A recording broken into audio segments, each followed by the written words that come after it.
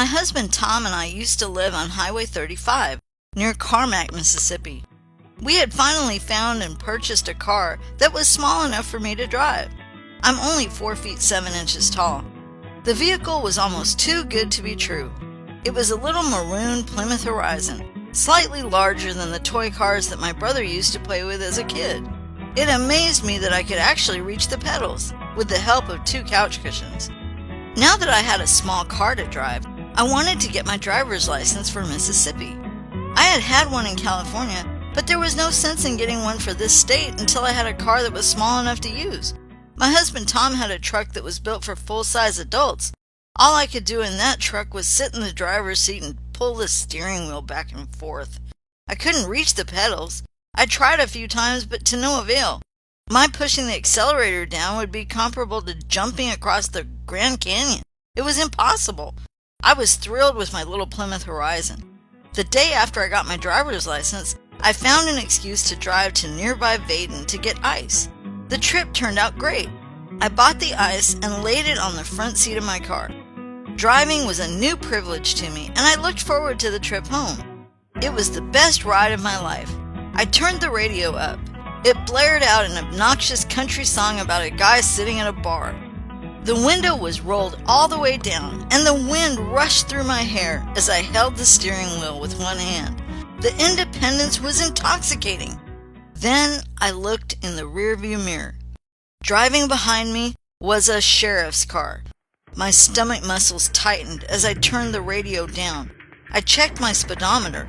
I hadn't been speeding. Shoot, I was only going 45 miles per hour. Why was this guy following me?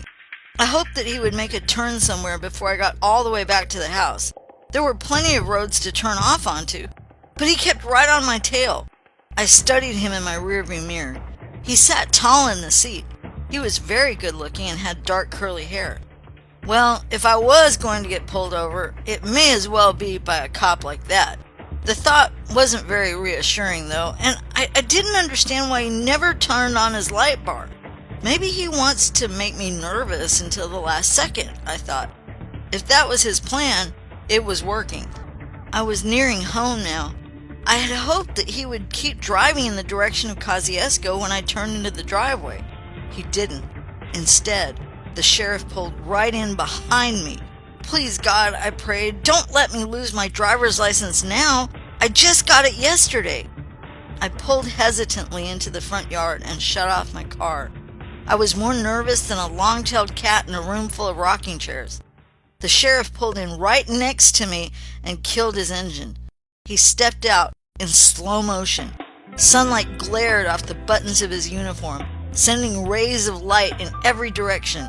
Standing outside his car, he looked even taller than he had in my rearview mirror.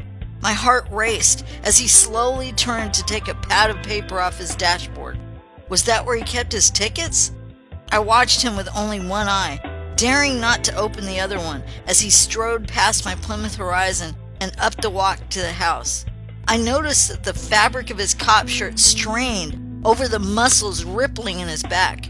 His boots made a heavy, authoritative clicking sound. The air thickened. Or was it only my throat? My husband Tom stood on the porch, wondering how in a 20-minute trip to the store I had managed to attract the attention of the sheriff. The sheriff showed no signs of hesitation. He walked right up to my husband, handed him a small business card, and asked, "Will you vote for me?" I melted back down into my seat, my polyester jogging pants fusing with the fabric on the pillow. I felt as though I were made of lead, but I was very relieved. Part of the ice had melted in the heat that I exuded as I watched the sheriff. I grabbed what was left of the bag. I stepped out of the little Plymouth and walked shakily to the front porch, where the sheriff was chatting jovially with my husband. It turned out that he was running for re-election and needed our vote to help him serve his term again. I heaved a sigh of relief. Then the sheriff offered to put my ice in the chest freezer on the front porch. We promised that we would vote for him the following month. The sheriff took back slowly down the driveway, having made a quick transition from enemy to ally. I think twice now about being nervous about a cop following me. I learned the hard way that it's okay. He could just be running for re-election. Bye.